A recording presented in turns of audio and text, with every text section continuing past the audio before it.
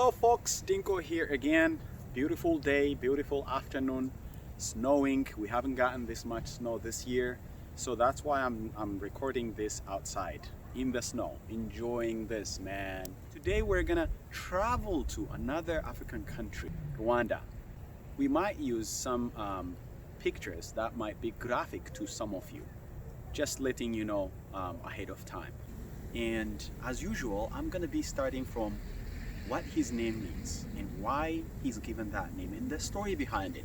So let's get to the video. Please consider subscribing, sharing, and letting others know and create awareness. Thank you so much. Let's get to the video.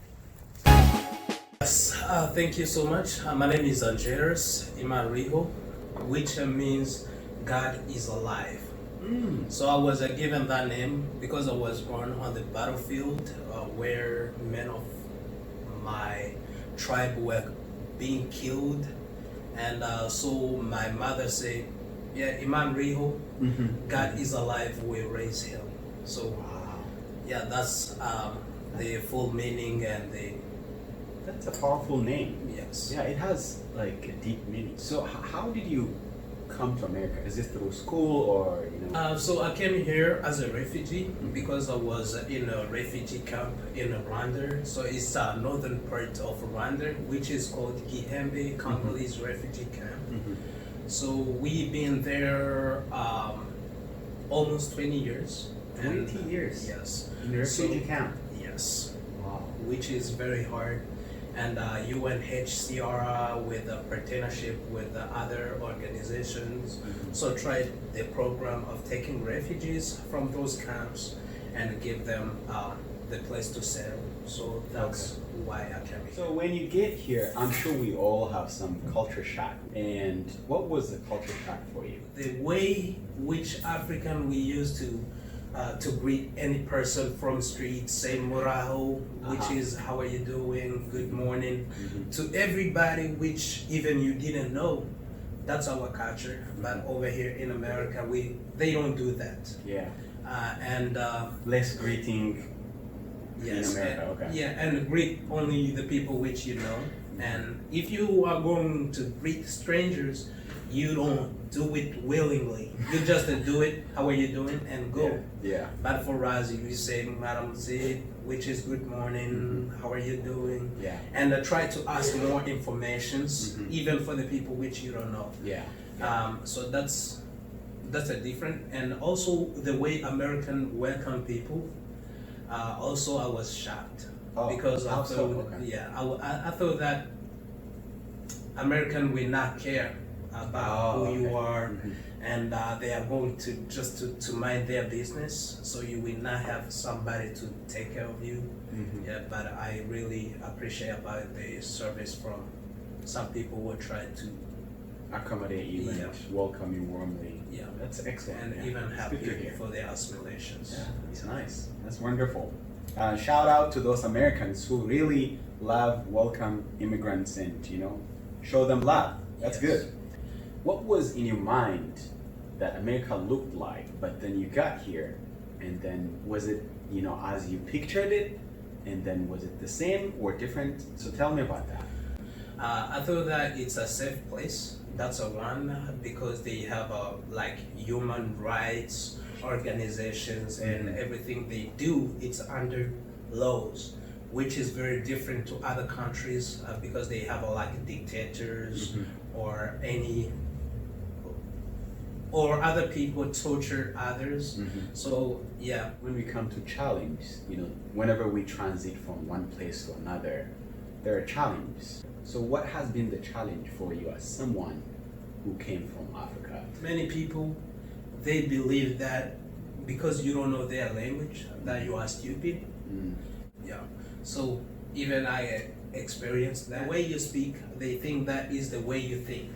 Oh, okay. Which is very different. So the words, the expressions doesn't really reflect how you think. Yes. Because there is a problem of, language. Obviously, we all have that. Yeah, okay. So what is a very unique food that Rwandans eat, which is different from maybe even Africans or any part of the world? Wow. That's a good question. We have a lot. We have the way we cook potatoes, sweet potatoes. We call them ibijumba, and also the way we cook rich potatoes, which we call ibirai. So we cook them in traditional way. So we don't need them to be fried in order to eat them or to add sugar or anything. So we eat everything in natural way. And Do you boil them, or what do yeah, you we- make of those potatoes? we boil them. Okay. So when we boil, we can boil them first, then fry if you want to do that. And also when you cook them, like Irish potatoes, we can add beans or veggies on it, and so that they can be very good. And also sorghum beer, which is a sorghum drink. beer. Yeah, From a which drink. is- Okay. Yes. Is that an alcoholic drink? Yeah, we have an alcoholic drink and also an alcoholic, which doesn't have any. Oh, non-alcoholic Alcohol, ones. Okay, so you can make two types Yes. from that sorghum. Okay, great. Is there a type of food that Americans eat, but Rwandese or Rwandans would be like, no, I'm not gonna eat that? Lobster, for example. Do people in Rwanda eat lobster? No, even it was my first time to see them here. But I don't know if some people have tried. What is the type of food that you ate for the first time in America? So the first, it's a fruit, pomegranate. I didn't. Okay. Yeah, I didn't eat them when I Oh, was. you don't in have it in Rwanda. Rwanda? No. We don't. Oh, okay. And even grapes. I can say more fruits and watermelon. We have them over there, but they are most expensive fruits. So we didn't have capabilities to afford them. So it was my first time to test them when I was here. And even apple, like Yeah. one fruit, it's 300 Rwandan francs. And also, when we had a job, we had to make 400 Rwandan francs per day. Wow. So that means that if you take the whole wage of the day to go buy apple, you will just have only 100 Rwandan francs after you Left. buy apple. So tell us about Rwanda as a country. What's so unique, the country? What makes it different from other African countries, or even from the world? Yes, so the Rwandan people are very different for the way they welcome people. So when you come in, they share with you what they have. So if they have a milk, we have a milk over here, you can come and drink. So that's a good thing. So they have a good hospitality more than other countries. So that's So let's go back to Rwandan history, which is in everybody's mind, the genocide, the 1984? 1994. 1994. So how much have Rwandan learned from that, and what's so different now because of the genocide? I can say, yeah, they try to reconcile each other. I can say between three ethnic groups, which are in Rwanda. We have a Tutsi, we have a Hutu, and a Twa. So for Hutu, they are the group which tried to kill Tutsi. But after 1994, they tried to come and unite together. So right now, because back before 1994, and even on the ID, show that you came in this ethnical group. Yeah. Say you are Your Tutsi. ID shows Yeah. which ethnic group you belong to. Yes, but right now, no, they don't do that. So they say you are Rwandan, which is very good thing. So that's a one thing. And also, even though everything was destroyed, they tried to build the country. I can say it's in the good way of development more than other African country Yeah. now. So that's another good thing. Yeah, I have heard so many good things about Rwanda recently. It's one of the cleanest, countries in Africa. But one more thing, since were you born during the genocide or after the genocide? It's going to be too hard because I was born in Congo, so it's just on the border of Rwanda and Congo. I'm Congolese. Okay. Then after Rwandan genocide, the people who did the genocide in Rwanda tried to flee in Congo, so they came in our part. When they saw us, they said, "Oh, we tried to kill Tutsi, but also we have a Tutsi here in Congo." So they tried also to kill us. Then we had to go back in Rwanda. So that's why I was grown up in Rwanda. Yeah, but I was born in Congo. Okay. So do people talk about that now? What do they feel? Yes, so right now the people can talk about it. Even in a good thing, you can just to get the history of some people who well tried to be killed, who lost their loved ones, their family. So right now they can talk about it. And even for us, because also the Rwandan genocide also impacted us as Congolese, because also it just make us to be refugees to another country, because it was just for the tribe, and they said, yeah, you are Tutsi, also you came from Rwanda, and we have to kill you, so we have to flee the country, so that we can still be alive. What about historical places and tourist, attractions in Rwanda? Where should I go if I go to Rwanda? Are there like tourist places, historical places that I should be visiting? Wow. Yeah, we have a lot. So first, for the whole country, they say, and also we believe it's a 1,000 mountain country. So we should have a lot of mountains. And so the second thing, it's about the forests. They have more than 5 forest sites to visit, and also they have volcanoes. Oh, so like active volcanoes? Yes. Oh, okay. And also they have gorillas.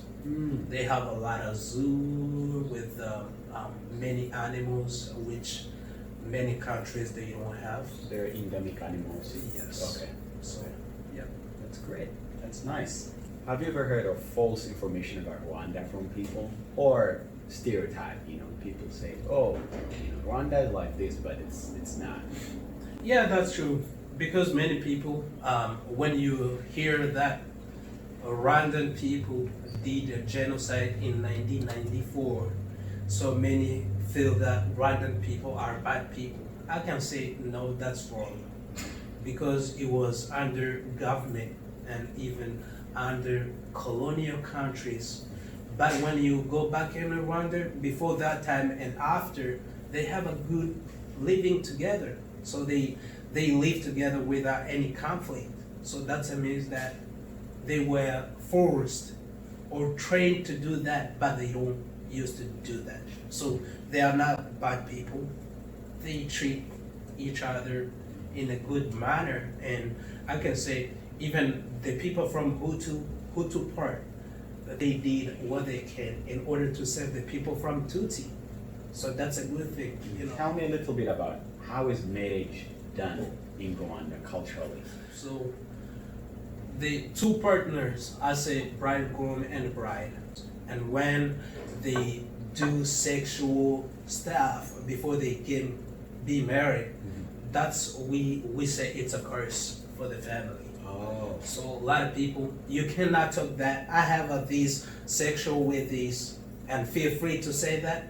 No, that's a shame. Is that because of Christianity or just culturally also? It's not only Christianity, it's also because Culturally. of Rwandan values, cultural values. Okay. So for Rwandan, we believe that if the girl is a virgin, that's a very value thing. Okay. Yeah. It's highly valued. if Yeah, the girl is a highly virgin. valued. Okay. Yeah. But when you not still virgin, even you can go and be married, but all the time you think about it and say, no, I'm not virgin, and you feel so bad because you lost your virginity. And if just in case those things happen, you have to go to apologize for the family of your. So the family is highly involved in the marriage. Yes. Okay. Does the bride or the groom do or give something to the family? That's true. Okay. So we have to give what we call dowry. In the Kinyarwanda we say Inha. So is it like a gift you have to give for the family of your bride to tell them you did a great job, you raised your daughter, and right now she's going to be my wife. So we estimate that we call it Inha, which is a cow, which is a very highly valued in Rwanda and even in Rwandan culture. So we say Inha, even it can be money, but we cannot say it's a man, it's Inha.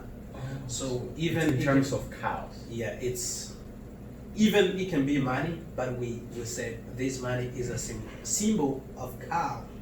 So which we are going to give you for your family, to give you milk, to raise your kids, and even to help you for whatever you have to do. So that's good. Thank you so much, Andres. And guys, please share, subscribe to this channel, and let others know. Until next time, this has been Dinko. Thank you so much. Peace.